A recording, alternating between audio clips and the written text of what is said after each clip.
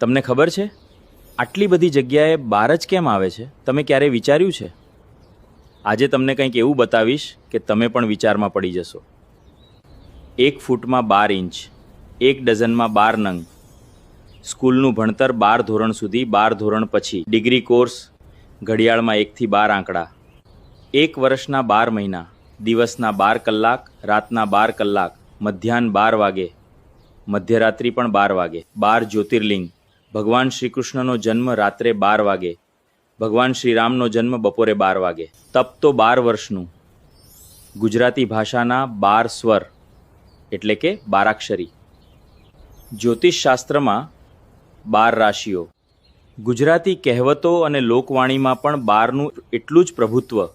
કંઈક બગડે એટલે કહીએ 12 વાગી ગયા, 12 ગાઉએ બોલી બદલાય, શેર બજારમાં નુકસાન થાય તો કહીએ લાખના 12 કર્યા, રીઢા માણસ માટે કહીએ કે એણે 12 ગામનું પાણી પીધેલું છે, 12 ગામનો મુખિયો, અણબનાવ માટે કહીએ મારે અને એને 12મો ચંદ્રમા છે, ખાધું પીધું કંઈ નહીં અને ગ્લાસ ફોડ્યા 12 આના, 12 વર્ષે બાવો બોલ્યો, જમીનના ઉતારામાં પણ 7/12નો ઉતારો, અને આખરે મૃત્યુ પછી પણ 12મું.